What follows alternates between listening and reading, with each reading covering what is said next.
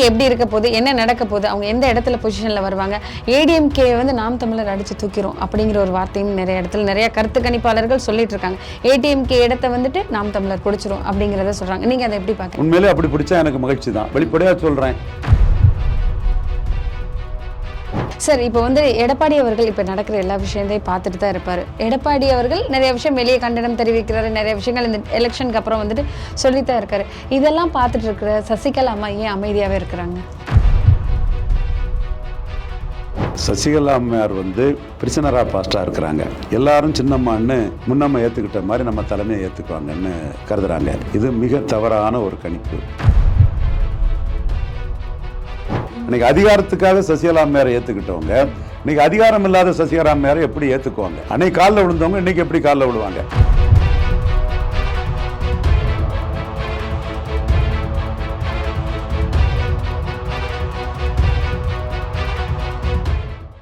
Sir, இப்போ வந்து எடப்பாடி அவர்கள் இப்போ நடக்கிற எல்லா விஷயத்தையும் பார்த்துட்டு தான் இருப்பார். எடப்பாடி அவர்கள் நிறைய விஷயம் வெளியே கண்டனம் தெரிவிக்கிறாரு, நிறைய விஷயங்கள் இந்த எலெக்ஷனுக்கு அப்புறம் வந்துட்டு சொல்லித்தான் இருக்காரு.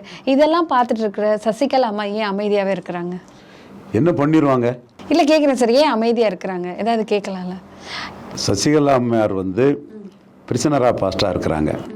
எல்லாரும் சின்னம்மான்னு முன்னம்மா ஏற்றுக்கிட்ட மாதிரி நம்ம தலைமையை ஏற்றுக்குவாங்கன்னு கருதுறாங்க. இது மிக தவறான ஒரு கணிப்பு. நான் சசிகலா அம்மையாருக்கு ஸ்டேச்சரை என்றைக்கும் குறைச்சி மதிப்பிட மாட்டேன். ஜெயலலிதா இறந்ததுக்கு உள்ளபடியே அவங்க தோழி இறந்ததுக்கு மன வருத்தப்பட்டிருப்பாங்கிறதா நான் இதுவரை சொல்லிட்டு இருக்கிறேன். இப்போது ஜெயலலிதா இறந்ததும் 4.5 வருஷம் அதிகாரம் போயிடக்கூடாது, யார் சீஃப் மினிஸ்டராக இருந்தாலும் பரவாயில்லன்னு நான் அரசியலுக்கே வரமாட்டேன்னு சத்தியம் பண்ண சசிகலா அம்மையாரை டிஹெச் பாண்டியனை தவிர எல்லாருமே ஏற்றுக்கிட்டாங்க. சரிதானா? ஏன்னா பிஹெச் பாண்டியன் மட்டும்தான் ஏற்றுக்கலன்னு நினைக்கிறேன். மற்ற எல்லாருமே தெளிவாக அதை ஏற்றுக்கிட்டாங்க. ஏன் ஏற்றுக்கிட்டாங்க? அமாங் ஈக்குவல் மோர் ஈக்குவல்னு சசிகலாவை ஏற்றுக்கிட்டாதான் அதிகாரம் 4.5 வருஷம் நிலைக்கும். அதுக்கு பிறகு நம்ம கவர்னர் வரமாட்டாருன்னோம், ஆகஸ்ட் 15 விடுதலை இல்லைன்னு சொன்னோம், பிஜேபி இன்க்ளூசிவ் அலையன்ஸுக்குள்ளே சசிகலா அம்மையார் வர முடியாதுன்னு சொன்னோம். எல்லாமே நம்ம சொன்னது சசிகலா அம்மையார் விஷயத்தில் கரெக்டாக தான் வந்தது.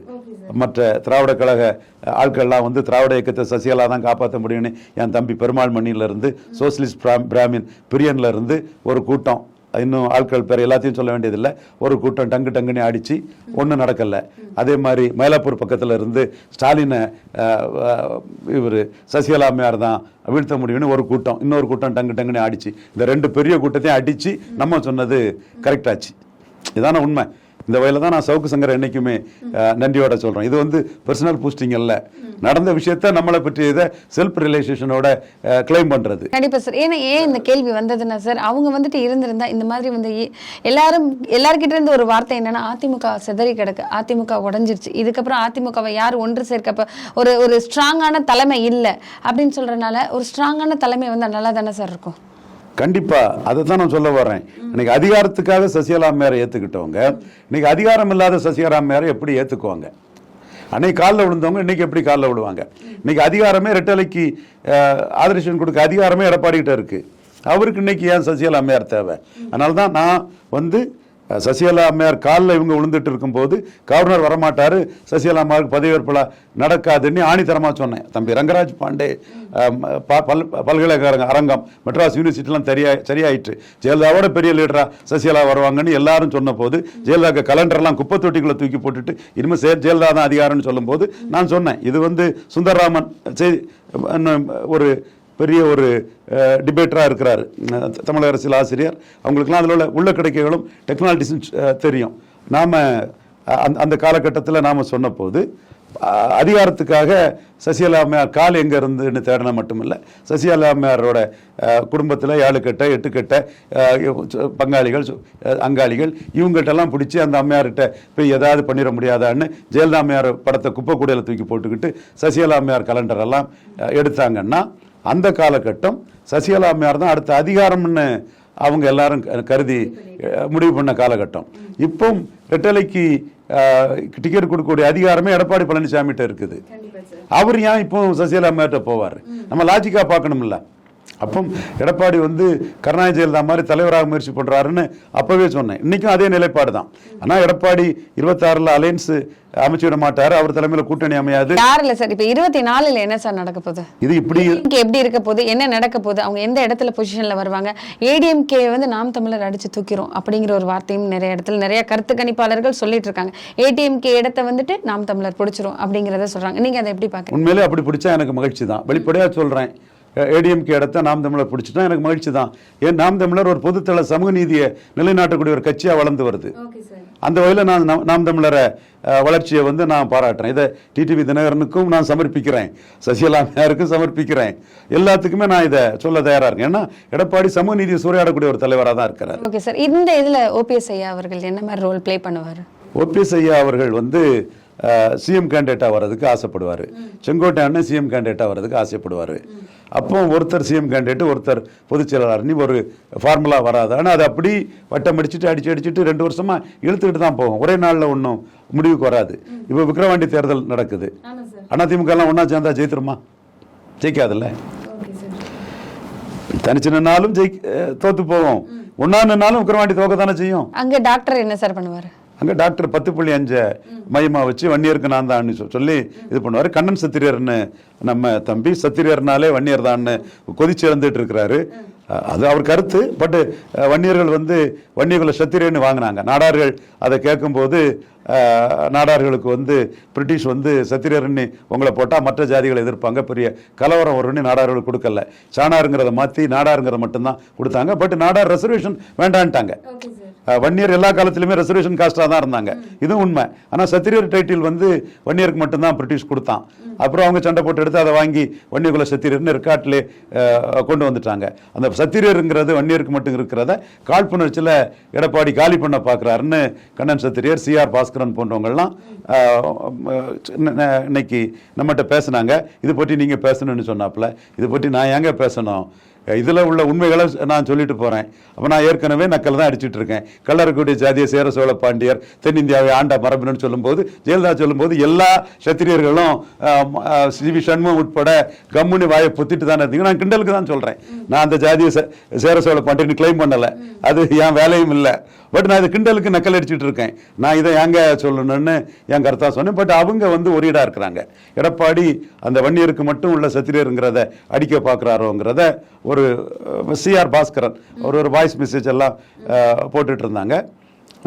டாக்டர் ராமதாஸ் வந்து இந்த மாதிரிப்பட்ட ஃபோர்ஸஸையும் ஒரு வெளியே ஒரு இதில் பயன்படுத்திக்குவார்.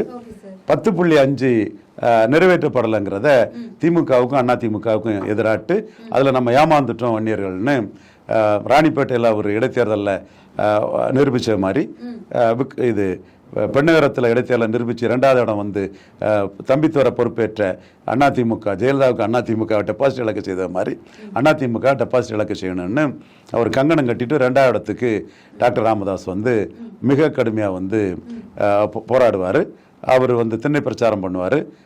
10.5 மையமாக வச்சு டாக்டர் ராமதாஸ் வந்து விக்கிரவாண்டியில் ரொம்ப ஹெவியாக அனுப்பார். ஏன்னா அவர் அந்த அளவுக்கு வில் பவர் உள்ள ஒரு போராளி. நம்ம அவரை எதுக்குறதுங்கிறது வேற, அது எதுக்குறதும் பவரை சொல்லி தான் எதுக்கணும். அவர் பவரை நம்ம என்னைக்கும் அந்த காழ்ப்புணர்ச்சி வன்மெல்லாம் கிடையாது. அவரால் தான் தமிழ்நாட்டில் நம்ம பாப்புலாரிட்டி ஆனங்கிறதையும் நம்ம சொல்கிறோம். 98ல் அலையன்ஸ் ஏற்படுத்தி கொடுத்த போது நம்மளை ஏமாளி நினைக்கும் போது 2009 அடித்து காட்டணும் சொல்லி அடித்தோம். அண்ணன் ரஜினிகாந்த் தோத்து போன இடத்துல அண்ணன் ரஜினிகாந்த் டிவைட் அண்ட் ரூல் பண்ணாமல் நல்ல மனுஷன் யுனைடன் அவர் வந்து வெறும் பாமக எதிராக மற்றவங்களை டிவைட் பண்ணால் நம்மளை தப்பாக நினச்சிருவாங்கன்னு அவர் அண்ணா ரெட்டையிலையும் ஆதரிக்க சூழ்நிலையில் திமுக காரங்க எல்லாருமே பாமகவுக்கு ஃபுல்லாக போய் நின்றுட்டாங்க. பாமக ஜெயித்துட்டு ராமதாஸ் அண்ணனை கிண்டல் பண்ணார். ஊதி பறக்க விட்ட பலூனில் ஊசியை குத்தி ஒன்றும் இல்லைன்னு ஆக்கிட்டேன்னு சொன்னார். உண்மை ஞாபகத்தில் தான். பட் 2009 நம்ம பிற ஜாதிகளை திரட்டி பாமகவை தோக்கடிப்போம்னு சொன்னோம்.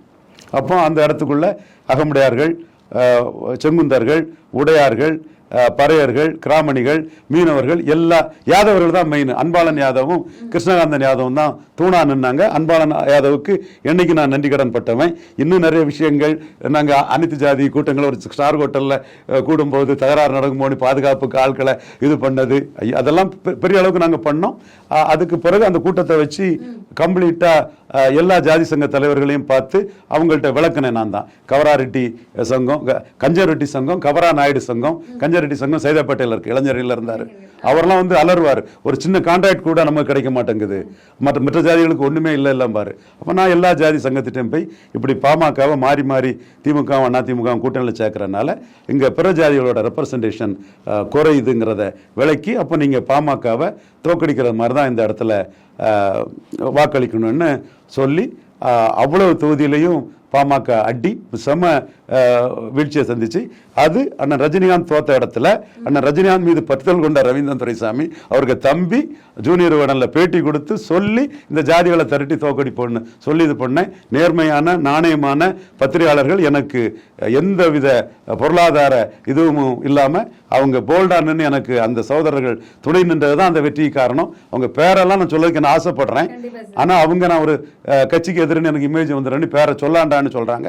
குறிப்பாக ஜூனியர் ரோட்டில் இருந்த அந்த வெற்றி வீணி தொடங்கக்கூடிய அந்த நண்பரோட என்ன பேட்டி கொடுத்து பிற ஜாதிகளை திரட்டி பாமகவை தோற்கடிப்பேன்னு அந்த சொன்ன பேட்டியெல்லாம் கொடுத்த அவரோட இது மறக்க முடியாத ஒன்று. களத்துக்குள்ளே நாங்கள் போய் வேலை செய்து அதை பண்ணோம். ஆனால் டாக்டர் ஐயா வன்னியருக்கு உறுதியானவர். அவரால் தான் வன்னியர்கள் இந்த இடத்தை அரசியலில் பெற்றாங்க. அவர் வீழ்த்தப்பட்டால் வன்னியர் அரசியல் வீழ்த்தப்படும். ஸோ அது வன்னியர்களுக்கு புரியுது. ஸோ அவர் பெண்ணகரத்திலே திண்ணை பிரச்சாரம் பண்ணி இது ஜி.கே. மணியண்ணனுக்கு மகன் தமிழ்குமரன், இந்த லைக்காவில் இருக்கார்ல தம்பி, அவரை கேண்டிடேட்டா போட்டு 2ஆம் இடம் வந்துட்டார். அதே மாதிரி இன்னைக்கும் டாக்டர் ஐயா வந்து திண்ணை பிரச்சாரம் பண்ணி 10.5 இது பண்ணி தான் ஒரு ஃபோல்ஸ். வன்னியருக்கு அவர் உறுதியானவர். நம்ம மனித நீதிக்கு மனித நீதி தான் போறோம். பிற ஜாதிகள் இதுக்கும் கூட்டணி கொடுத்தது நம்ம. அதுல நம்மளை அவரு சரியா ரெகனைஸ் பண்ணாத போது கூட்டணி அடிக்கிறதும் பிற ஜாதியை திருப்புறதும் நம்ம வேலை. பட் வன்னியருக்கு அவர் உறுதியானதுங்கிறத நம்ம ஒத்துக்கிட்டு தான் போனோம். இந்தியாவிலே வேற எந்த தலைவரும் வன்னியருக்கு ராமதாஸ் இருக்கிற மாதிரி இல்லைங்கிறதும் 100க்கு 100 உண்மையான விஷயம். அடுத்து சீமான் வந்து நம்ம தம்பி மனோஜ் அவங்களோட ஒய்ஃப் விருதாம்பிகை, நண்பர் குருவுக்கு மகள் விருதாம்பிகை மனோஜ், அவங்கள கேண்டிடேட்டா விடுறதாட்டு ஒரு டாக் இருக்குது. இந்த இடத்துக்குள்ள எடப்பாடிக்கு என்ன சிக்கல் வரும்னா, சி.வி. சண்முகத்தை நம்பி தான் அந்த களத்துக்குள்ள முழுமையா பெய்யாகணும். டாக்டர் ராமதாஸ் வன்னியருக்கு உறுதியான தலைவர், 10.5 மையமா வச்சு களத்தில் நிற்பாரு. அது கண்ணன் சத்திரியர் என்ன சொல்றாப்புலன்னா, அந்த இடஒதுக்கீட்டில் உயிரிழந்த குடும்பத்தை சேர்ந்த ஒருத்தரை கேண்டிடேட்டா போடுவாருங்கிற ஒரு சூழ்நிலை இருக்கு. ஏன்னா வன்னியர் சங்க தலைவர் குரு மகளை நாம் தமிழர் போடுவாங்கங்கிற ஒரு சூழல் வந்து பெரிய அளவுக்குள்ள இருக்கும்போது, நாம் தமிழர் கேண்டிடேட்டா இந்த அம்மையார் வீரப்பன் மகள் வித்யாராணி கிருஷ்ணகிரியில் வந்த போது தர்மபுரியிலையும் இவங்க தான் வரதா இருந்த டாக்கெல்லாம் இருந்தது. அப்போ இவங்க கேண்டிடேட்டாட்டு குருக்கு மகளை போடுவாங்கன்னு சொல்லும்போது, அவங்க வன்னியர் சங்கத்தில் உயிர் நீத்த அந்த தியாகிகள் குடும்பத்தை சேர்ந்தவங்களை கேண்டிடேட்டா போடுறதா சொல்றாங்க. எது எப்படி இருந்தாலும் ராமதாஸ் வந்து வன்னியரை கன்சால்டேட் பண்ணி தெளிவாக பண்றாரு.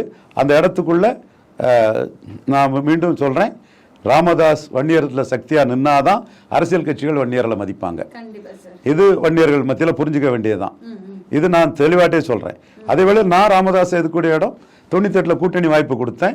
அவர் அதை என்ன ரெகனைஸ் பண்ணல. சரியா 4 சீட்டு கூட்டத்தில் 5 சீட்டு வாங்கி கொடுத்தேன். அவர் என்ன துச்சமா மதிச்சாரு. அதுக்கு நம்ம 2009 சொல்லி தோக்கடிச்சோம். இன்னும் மீண்டும் சொல்றேன், எங்க அண்ணன் மிகப்பெரிய பாப்புலாரிட்டி உள்ள ரஜினிகாந்த் தோத்த இடத்துல அவருக்கு தம்பி நான் அந்த இடத்துல ராமதாஸை வீழ்த்தி ஜெயித்தங்கிறதும் வரலாறு. ஸோ இதெல்லாம் நடந்த விஷயத்தை செல்ஃப் ரிலேஷனோட தான் உண்மையை தான் நான் பதிவு பண்றேன். இதுல விக்கிரவாண்டி எலெக்ஷன்ல வந்து விஜய் நிற்க மாட்டார். நின்னா திருமங்கலம் சரத்குமார் கதி தான். இஷ்யூ இல்லை, வெறும் பாப்புலாரிட்டியை வச்சு ஒன்றும் சாதிக்க முடியாது. அரசியல் களத்துக்குள்ள வரணும்னா இந்துத்துவா வேணும், அண்ணாமலை, தமிழ் தேசியம் வேணும், சீமான், திராவிட இயக்கம், மக்கள் திலகம் எம்ஜிஆர், முத்தமிழஞ்சர் கலைஞர், பேரறிஞர் அண்ணா பெருந்தகையின் 2 தூண்கள். அப்படி ஒரு கருத்தியல் இல்லாம நிற்கிறது, அவர் கட்சி தாக்கு பிடிக்கிறதுங்கெல்லாம் கஷ்டம். கருத்தியல் இல்லாம ஓரளவு விஜயகாந்த் பண்ணாருன்னா அவர் கன்சிஸ்டண்டா நின்னாரு. கமலஹாசன் 4% ஓட்டு எடுத்தாருன்னா ஜெயலலிதாவை எடுத்து சுத்த வீரனா நின்னாரு. சுதந்திரத்துக்காக போராடின ஒரு குடும்பத்தை சேர்ந்த கமலஹாசன் ஜெயலலிதா அவர் சீஃப் மினிஸ்டர் எதுக்கும் போது நிமிர்ந்து நின்னாரு.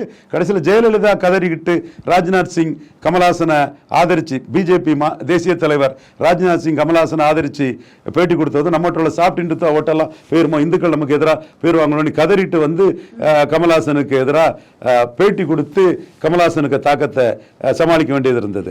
அவர் ஒரு போல்டானவர் வந்தாரு, 4% ஓட்டு எடுத்தாரு.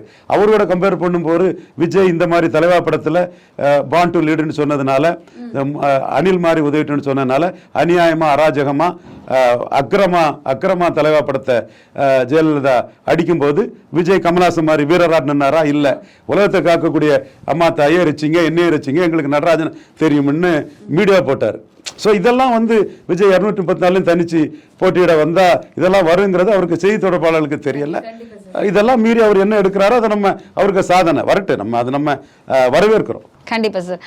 இதுக்கப்புறம் இந்த ரிசல்ட்டுக்கு அப்புறம் என்னென்ன எங்கெங்க நடக்குது அப்படிங்கிறத தொடர்ந்து பேசலாம். நன்றி சார். நன்றி.